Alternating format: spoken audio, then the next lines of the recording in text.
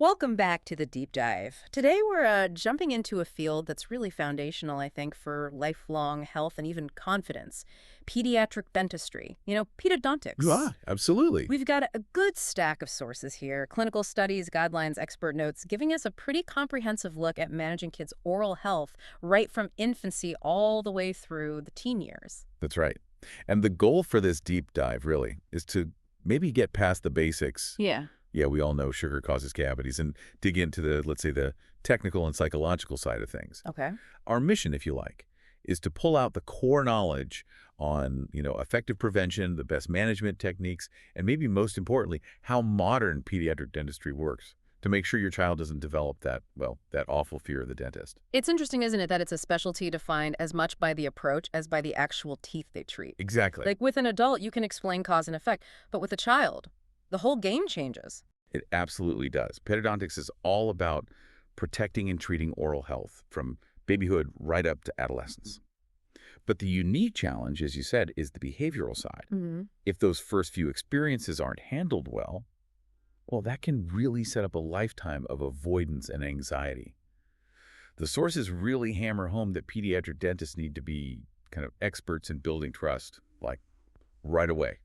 Okay, so let's unpack that a bit. We know kids are changing constantly, physically, emotionally. Looking just at the physical structure, what makes kids' mouths so different, and what's the biggest immediate threat the pedodontist is trying to manage? Well, the key physical difference is the transition itself. Mm. It's not static like an adult mouth. You've got the primary teeth, the baby teeth coming in, doing their job, and then being replaced by permanent teeth. Right.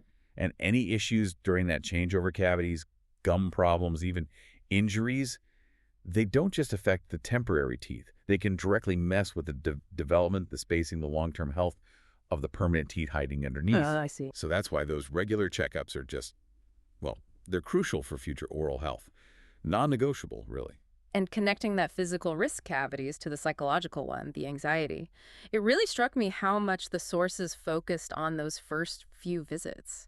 It's like it's not just a checkup, it's an emotional first impression. Precisely. It's all about communication. You can't just expect the child to comply. The dentist needs specific behavioral techniques. One that comes up a lot is tell, show, do. Tell, show, do. Yeah. First, the dentist tells the child what they're going to do using really simple, non-scary words. Mm.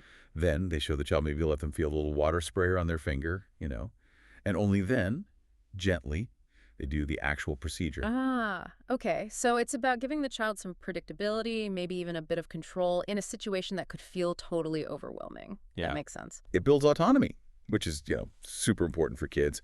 When they feel involved, they're less likely to see it as something scary or mysterious happening to them.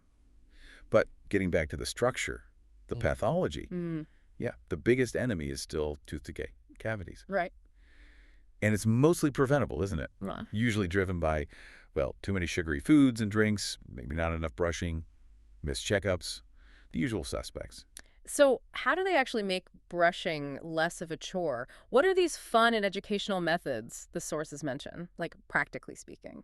They use things kids can see and touch, like disclosing tablets, those little things that stain the plaque bright pink or blue. Oh, yeah, I remember those. Exactly. So the kid can actually see where they missed. It turns into a game, almost. Plus, positive reinforcement, telling stories, using analogies that click with their age, turning the toothbrush into a superhero tool, fighting off sugar bugs. Sounds simple, but it works way better than just nagging. Right. It helps them understand the why, not just the what. Yeah, it makes a habit stick. Yeah. Way Yeah. more effective long term. That's a real deep dive nugget right there. Absolutely. Okay, let's shift gears a bit. Yeah.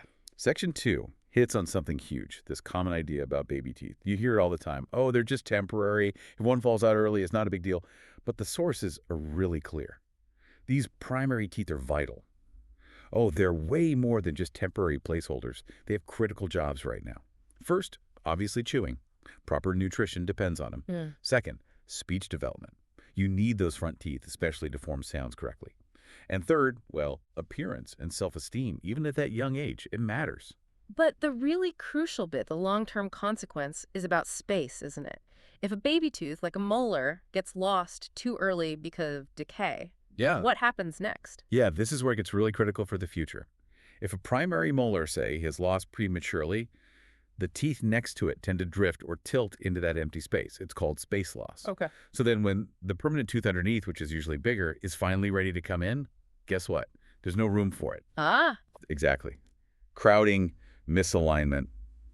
It often leads straight to needing braces or other orthodontic work down the road, sometimes quite extensive work. so the pedodontist intervening isn't just about filling a cavity, it's like future-proofing the jaw structure. What's the tool they use for that? To stop that space loss? The main tool is something called a space maintainer. It's usually a small, custom-fitted metal appliance. It basically just sits in the gap where the tooth was lost and holds the neighboring teeth in place. Simple but effective. Yeah, it keeps that crucial space open until the permanent tooth is ready to erupt naturally. So keeping baby teeth healthy, or managing the space if one is lost early, is a key preventative strategy.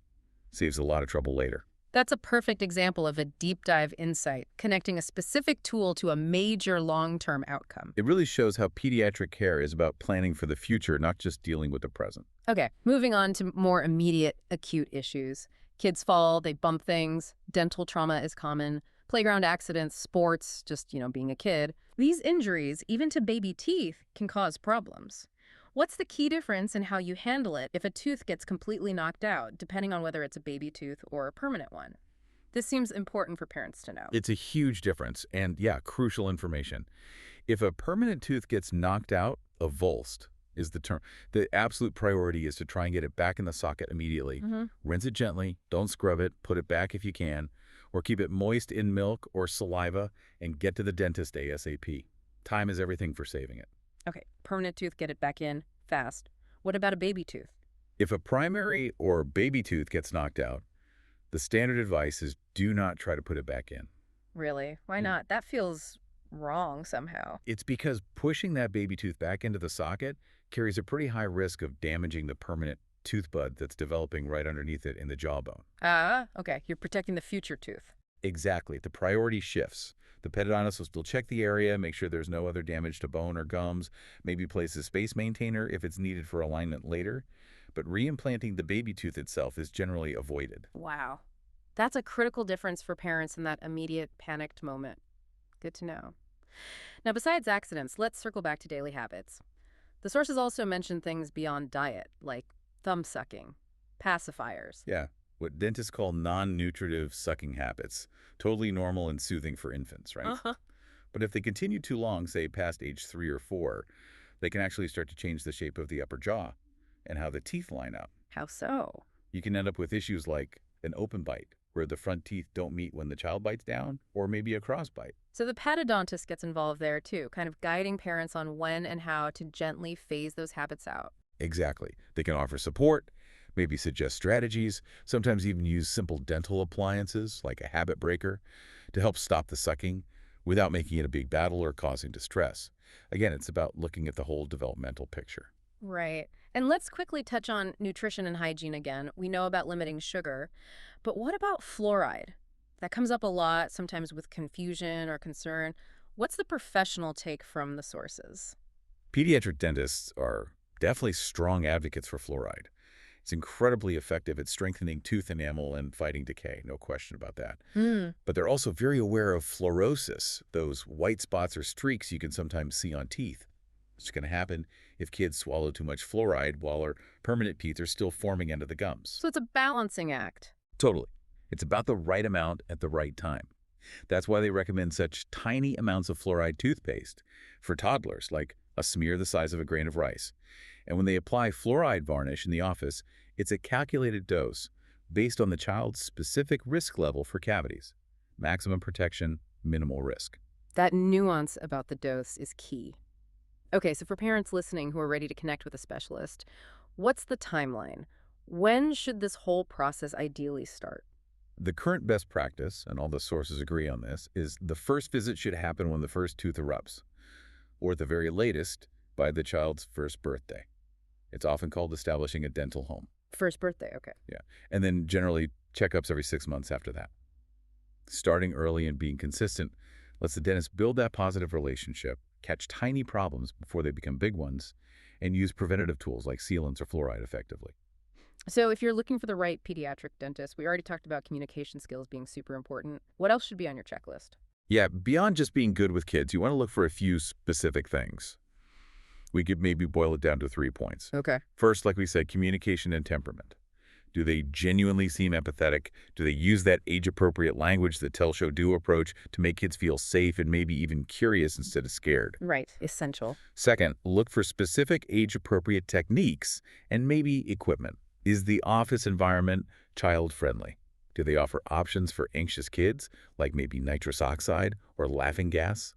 Do they seem equipped to handle different needs and developmental stages? It shows they specialize. Makes sense. And third? Third, check their focus on prevention and technology. Are they using modern tools like low-dose digital x-rays? Are they proactive about recommending and applying things like dental sealants to prevent cavities in those groovy back teeth? Oh. A really good pediatric dentist is thinking prevention first, always. That level of detail definitely takes it beyond just finding a nice dentist. It gives you concrete things to look for. Yeah. And if you kind of tie all these threads together, the main message is clear. Pediatric dentistry isn't just about fixing teeth. It's a whole system aimed at ensuring a healthy mouth and a healthy attitude towards dental care for life. It's setting that foundation. Exactly. Setting the child up for success long term. So what does this all boil down to for you, the listener? Well, the ultimate goal, according to all this research, seems to be raising a confident person who has a healthy smile and, crucially, no lingering fear of the dentist chair. It's fundamental to overall health and well-being. Right. And since the sources really emphasize both prevention and building confidence, maybe here's something to think about after our dive today. If this careful approach in dentistry, the tell, show, do, giving kids a sense of control using positive reinforcement is so effective at reducing fear in that specific setting, how might you maybe apply similar principles in other potentially stressful situations in your child's life? Could focusing on communication and predictability help them build confidence and cope better with new or maybe slightly scary experiences outside the dentist's office too? That's an interesting thought, applying those coping strategies more broadly. Yeah, just something to mull over. How managing fear in one area might teach skills for others.